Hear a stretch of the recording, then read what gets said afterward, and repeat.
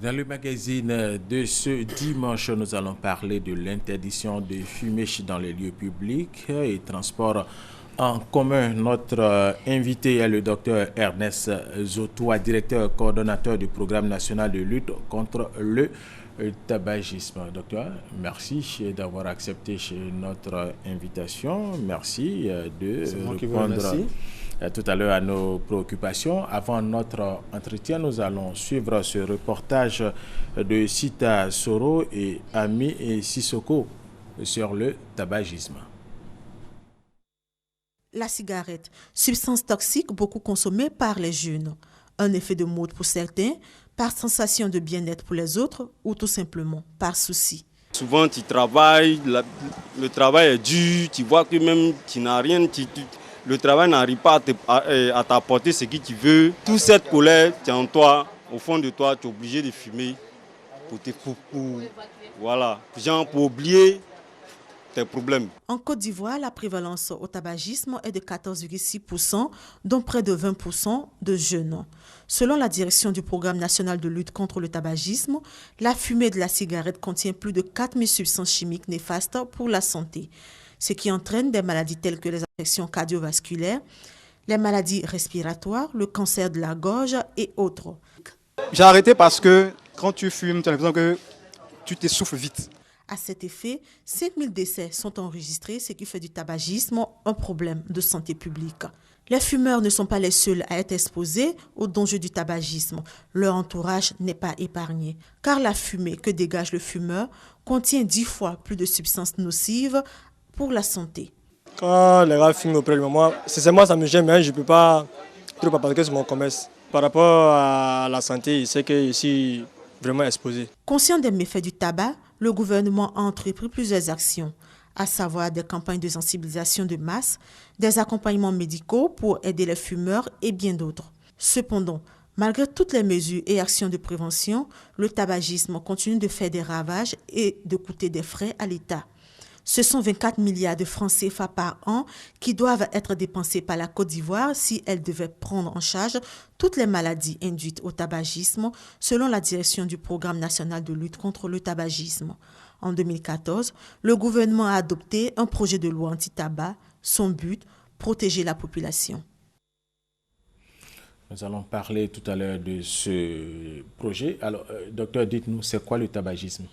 Merci Alvo. Avant de répondre à votre question, permettez-moi d'abord de vous dire un grand merci au nom de Madame la ministre de la Santé et de l'Hygiène publique pour le fait que la RTI nous accompagne chaque année dans la campagne de sensibilisation de masse médiatique pour informer la population ivoirienne contre ce fléau mondial. Merci de reconnaître cela. Effectivement, comme nous avons déjà vu dans l'élément, le tabagisme c'est tout simplement une intoxication aiguë ou chronique dû tout simplement à la consommation de tabac ou alors dû à l'exposition à la fumée de tabac. Ce qui entraîne deux notions essentielles. La notion de tabagisme actif. Je fume, je suis l'objet de tabagisme actif. Et aussi le tabagisme environnemental ou secondaire. Je ne fume pas, mais je suis à côté d'un gros fumeur. Oui. Voilà. Alors vraiment ça c'est essentiel. Parce qu'on a vu on a vu que des chauffeurs, le pauvre chauffeur qui fait son travail, il n'est pas fumeur. Il n'est pas fumeur. Il a son patron qui est fumeur. Il meurt d'un cancer de poumon parce que tout simplement son patron fume. C'est grave. La pauvre femme enceinte qui, après avoir fait 9 mois de souffrance, de grossesse, se retrouve avec un mort-né ou alors un fœtus avec un enfant avec un retard de croissance, ou bien un bébé avec une malformation congénitale, par exemple un bec de lièvre, parce que tout simplement, le mari a passé tout le temps à fumer. Ou alors, dans son environnement au travail, il y a eu des gros fumeurs. C'est vraiment un fléau mondial, c'est un fléau grave, c'est une catastrophe, et il est important que toute la population ivoirienne, toute la communauté prenne conscience pour que des solutions idoines soient prises.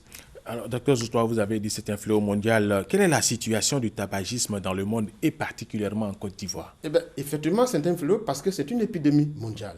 C'est-à-dire dans tous les pays, Et les taux et les chiffres que nous avons sont vraiment inquiétants. Vous savez que dans le monde, il y a près de 6 milliards et des milliards de fumeurs. Et qui font près de plus de 6 millions de décès par an. Et si l'on ne prend pas 6 des millions mesures, de décès par an oui, dans le monde. Dans le monde. Si l'on ne prend pas garde d'ici 2030, ça sera encore plus, ça sera encore grave. En Côte d'Ivoire, je ne dis pas qu'on n'est pas en reste, malheureusement, il y a encore des fumeurs. Dans la population générale, sur 100 personnes, on est entre 14 et 15% et 15 personnes qui fument. On dira peut-être que c'est pas beaucoup, mais en termes de santé, en termes de prise en charge, en termes de coûts économiques, c'est vraiment important. Mais là encore, quand vous partez dans les classes d'âge, à l'intérieur des classes d'âge, dans la tranche de 15 à 49 ans, la population la plus active, la jeunesse et les adultes qui commencent à travailler, à produire, on observe chez les hommes près de 26%. Et puis, 13 à 15 ans, nos enfants qui sont au collège, 13 à 15 ans, nous avons 20%. C'est alarmant. Une autre chose aussi à noter, chez les jeunes filles qui ont commencé aussi à suivre le mauvais exemple des hommes, on est autour de 2%. Je pense que ce sont des chiffres qui ne sont pas intéressants pour nous-mêmes, surtout que nous sommes un pays en développement qui souhaitons être émergents. Je pense que de façon individuelle, nous devons faire notre meilleur pas et arrêter de fumer. Donc les Ivoiriens sont en train de devenir de gros fumeurs. Les Ivoiriens sont en train ils sont déjà de gros fumeurs. Docteur Zoutoua, est-ce que vous fumez vous-même? Dieu merci, je ne fume pas. C'est pour ça d'ailleurs que je suis là pour encourager les fumeurs à arrêter et les jeunes. Et d'ailleurs, même c'est ce que... Parce qu'il y a des médecins qui fument. Il y a des médecins qui fument. Hein. Oui, mais vous savez... Pourquoi fume-t-on? Alors, voilà, justement, c'est à ça qu'on va arriver. Mais la dépendance est une maladie. Le fait de fumer entraîne une dépendance qui est une maladie. Mais les causes même, c'est quoi? Le contexte, le produit lui-même et la personnalité. Vous savez, aujourd'hui, qu'on veut faire comme les autres, le goût du risque, on est curieux. Mais enfin, est-ce que c'est des raisons valables? Moi, je dirais non. Peut-être le stress. Les transporteurs nous parlaient de stress parce qu'ils veulent avoir de leur argent à la fin de la journée. Mais est-ce que... Et puis, il y a le lobbying de l'industrie du tabac, le mécénat. On vient chez vous, aujourd'hui, on voit maintenant les jeunes filles qui circulent à travers les rues pour faire la promotion de la cigarette. Est-ce que c'est une bonne chose? Je pense que de façon individuelle, même sans attendre une loi, il est quand même important d'arrêter de faire de la publicité. Il y a aussi le mécénat. Des gens viennent, des industries de tabac, on vous offre un centre de santé, on vous offre quelque chose, on dit bon, ça c'est pour la communauté, mais en dessous on fait de la publicité. Est-ce que cela doit continuer? Parce qu'en même temps qu'on fait, on en a, voilà. Et quand on sait qu'en Côte d'Ivoire, il y a 5000 décès liés au tabagisme chaque année. C'est quand même trop. C'est quand même trop. Pour un pays qui veut être émergent. Alors, docteur Zoutoua, face à tous ces méfaits, on entend parler de la Convention cadre de lutte anti-tabac. Qu'est-ce que c'est au juste? Alors, justement, c'est là même qui montre l'importance de cette pathologie aujourd'hui. Parce que c'est la CCLAT qu'on appelle la Convention cadre de l'OMS pour la lutte anti-tabac, en abrégé CCLAT, c'est le premier traité négocié sous les auspices de l'Organisation mondiale de la santé. La question est tellement importante que toute la communauté internationale s'est réunie sous les auspices de l'OMS pour mettre en place un traité qui renferme toutes les mesures que chaque État doit prendre pour renverser la tendance épidémique. Le tabagisme est une épidémie.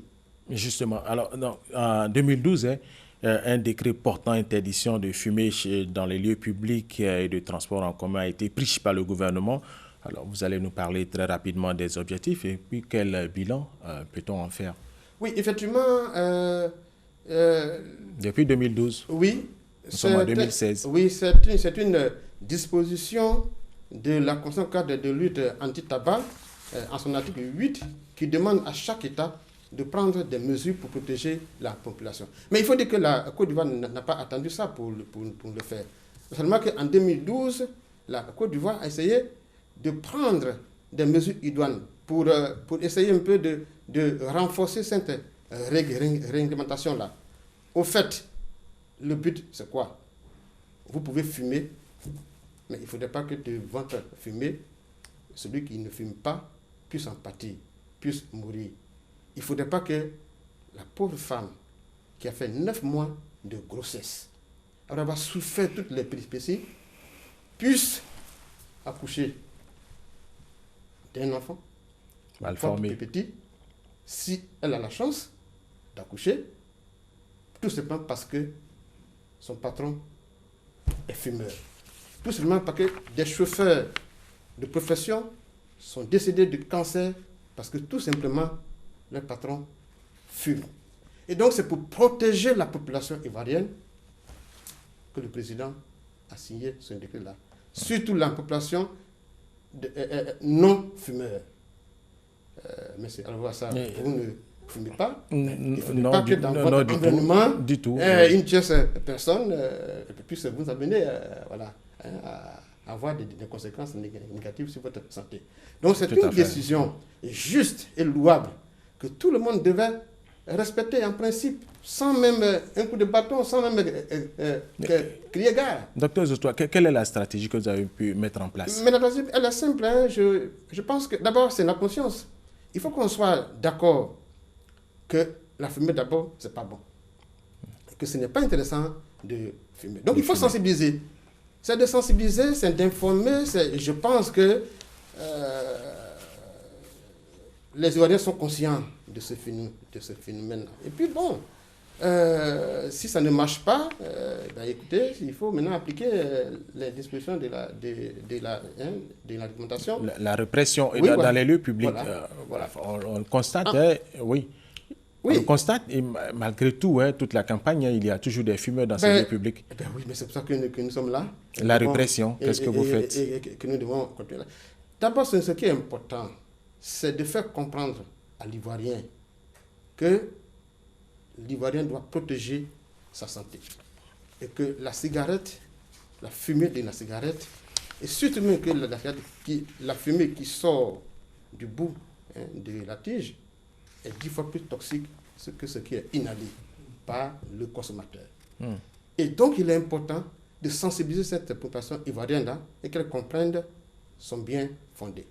Donc, c'est la sensibilisation que nous faisons, que nous essayons de faire.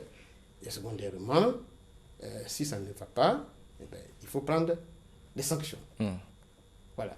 Quelles sont ces sanctions rapidement? Mais les sanctions vont ce sont des amendes, des condamnations qui vont de 15 000 francs à 100 000 francs pour... Docteur, très rapidement, oui, la journée mondiale sans tabac, c'était le 2 juin dernier. Que peut-on retenir rapidement de cette journée? Il faut tout simplement retenir que c'était un signal fort lancé par Madame la ministre de la Santé et de l'Hygiène publique, qui a eu à honorer, à remercier, à féliciter les hommes et les femmes de médias et des artistes qui nous ont soutenus, qui nous ont accompagnés dans la campagne de lutte anti-tabac.